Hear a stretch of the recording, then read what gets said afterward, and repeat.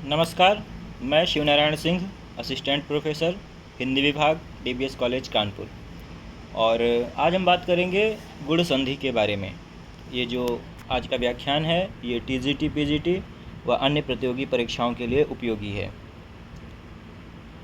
तो दरअसल जो गुण संधि होती है ये इसकी जो परिभाषा है वो इस प्रकार से है कि जब ह्रस्व आ या दीर्घ आ के बाद ह्रस्व ई या दीर्घ ई आए तो वह ए बन जाता है।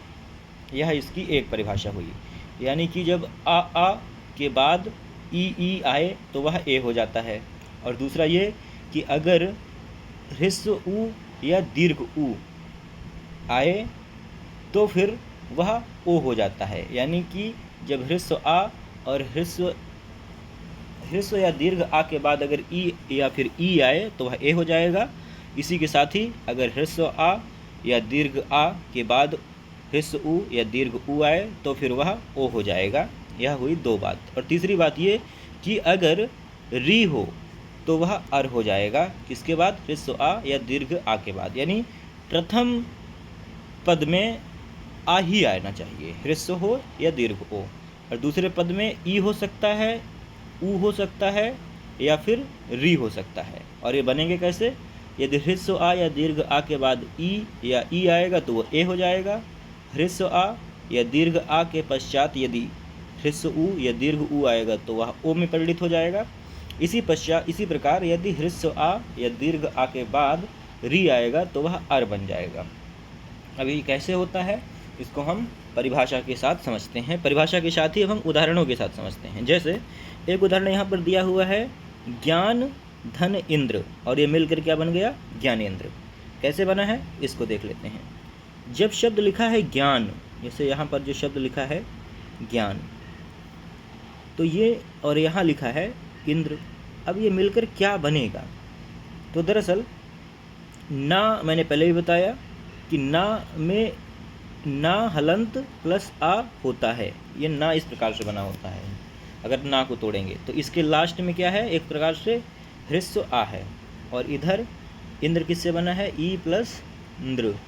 तो हमें मतलब है इससे और इससे इन दोनों का योग हुआ है तो आ और ई मिल रहे हैं। और हमने यहाँ क्या सीखा कि आ और ई यानी कि छोटा आ और छोटी ई मिल रहे हैं, जिसे ह्रस्व आ और ह्रस्व ई कहते हैं। इनके मिलन से क्या बनेगा? ए। तो ये दोनों मिलकर बन जाएंगे ए।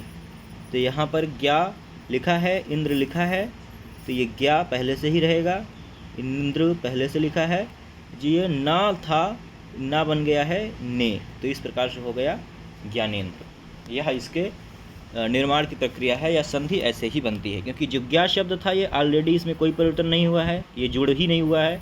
इंद्र जो था ये भी जोड़ नहीं हुआ है। किसका जोड़ हुआ? केवल ना और ई का। और ना को भी हमने कैसे तोड़ दिया था? हलंत ना और आ में, और आ और ई मिलकर बन गए ए। तो ये बन गया ए। ना प्लस ए मिलेगा तो वो ने बन जाएगा। और इस तरह से ने ज्ञा की जगह में ने रख देंगे और ये बन जाएगा ज्ञानेंद्र। ये हुआ इसका साधारण सा तरीका। तो ये एक एग्जाम्पल हुआ। अन्य एग्जाम्पलों के साथ भी हम इसको समझते हैं।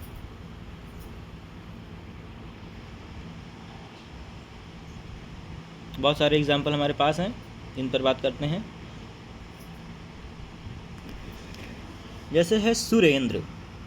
अब सुरेंद्र शब्द कैसे बना इस पर बात करते हैं। सुर और इंद्र दो शब्द हैं हमारे पास। सुर शब्द ऐसे लिखा हुआ है और इसी प्रकार लिखा है इंद्र शब्द। अब इसमें मैंने पहले ही बताया कि ये शब्द तो अलग ही है, क्योंकि इसको जोड़ में भी नहीं आएगा, ये भी नहीं जोड़ में आएगा। रा प्लस ई ये दोनों जुड़ रहे हैं। हमारे पास रा और ई जुड़ने का कोई भी सूत्र नहीं है, जब क्योंकि हम बात कर रहे हैं स्वर संधियों की। स्वर संधियों में केवल दो स्वर ही जुड़ सकते हैं। तो रा को भी हम तोड़ेंगे रा हलंत प्लस आ में, और ये प्लस ई है ही, तो रा तो को बाहर कर लेंगे, आ प्लस ई जुड़ेगा तो ए हो जाएगा। ये हमने पढ़ के रखा है। तो ये दोनों मिलकर ए हो जाएगा। और ये रा हलंत है ही, और रा हलंत और ए मिलेगा तो ये बन जाएगा रे, क्योंकि रा और ए है, रे हो जाएगा। तो इन दोनों की जगह में हम क्या लिख सकते हैं? रे। तो इस प्रकार से हमारे पास क्या बना? सु और रा और ई मिलकर बना रे, और ये इंद्र पहले से लिखा है तो बन गया सुरेंद्र। यह इनके निर्माण की प्रक्रिया है। मुझे लगता है कि अब ये आप समझ पाए होंगे। अन्य भी देख लेते हैं। जैसे गणेश है तो गढ़ प्लस ईस, गढ़ में आ है और ई में दीर्घ ई है, तो आ और ई मिलकर ए बनेगा। इस प्रकार से गणेश हो गया है। इसी प्रकार से नरेश है, नरेश में भी ना तो अलग ही है, शा अलग ही है, रा और ई है, और रा में भी क्या छिपा है, आ, तो आ और ई है, आ और ई मिलकर बनेंगे ए, और ए जब रा में जुड़ेगा तो रे हो जाएगा। तो इस प्रकार से नरेश बन जाएगा।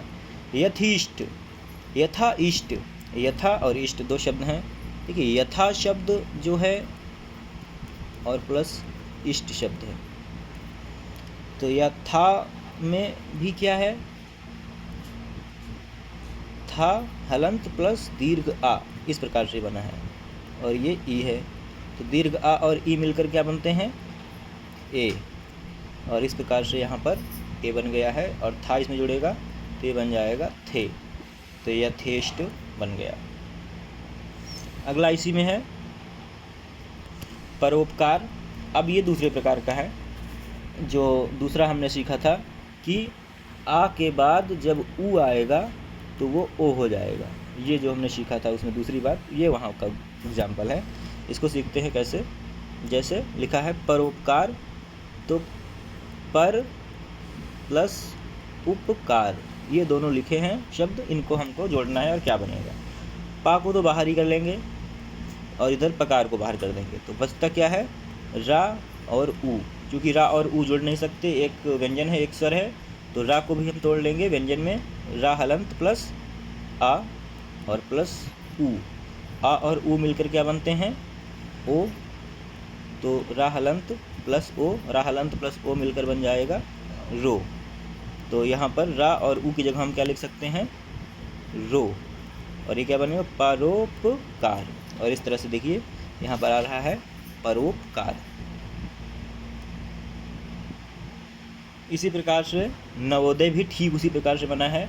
जब नव और उदय दो शब्द आपस में मिले तो वा में वा हलंत प्लस आ है और उदय है उदय, और इस प्रकार से ये ओ बन जाएगा तो नवोदय हो जाएगा। हितोपदेश भी आ प्लस ऊ ओ हो जाएगा और हितोपदेश हो जाएगा। महाउत्सव में भी ये दीर्घ आ है और इधर ऊ है, दीर्घ आ प्लस ऊ मिलेगा तो ओ हो जाएगा और बन जाएगा महोत्सव। इस तरह से यह शब्द बना है। इधर के कुछ शब्दों पर बात कर लेते हैं। जैसे है गजेंद्र, तो आ प्लस ई है और आ प्लस ई मिलकर ए बनेगा, हमने सीखा था, तो गजेंद्र हो गया। राजा इंद्र, दीर्घ आ है, राजा का दीर्घ आ और इधर ई है, दीर्घ आ और ई मिलेंगे तो ए बनेंगे और ए होगा तो राजेंद्र हो जाएगा। महाईस, महा और ईस यानी कि दीर्घ आ प्लस दीर्घ ई मिलकर बनेंगे ए, तो ये भी महेश हो जाएगा। राजा ईस राजेश हो जाएगा। सूर्य उदय, सूर्य में भी कैसे बना है, सूर्य जब ऐसे लिखा होता है या और ये रा प्लस आ, तो इस प्रकार से ये आ ही है यहाँ पर भी, और ये ऊ है, आ और ऊ मिलकर बनते हैं ओ, और इस तरह से सूर्योदय हो जाएगा। अगला जो इसमें शब्द है वो है पश्चिमोत्तर, आ और ऊ मिलकर ओ मिल जाएगा और पश्चिमोत्तर बन जाएगा। इसी प्रकार से प्रश्नोत्तर, आ और ऊ मिलकर ओ बन जाएगा और प्रश्नोत्तर बनेगा। महाउदय यानी कि दीर्घ आ और ऊ मिलेंगे तो ओ हो जाएगा, महाउदय हो जाएगा।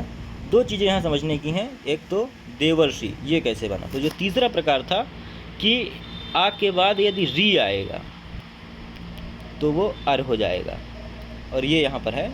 तो देव में वाह है, वाह बना है वाह हलंत प्लस रा से, वाह हलंत प्लस आ से, और इधर री है, और ये दोनों मिलकर बन गया अर, तो हो गया देवर्षि।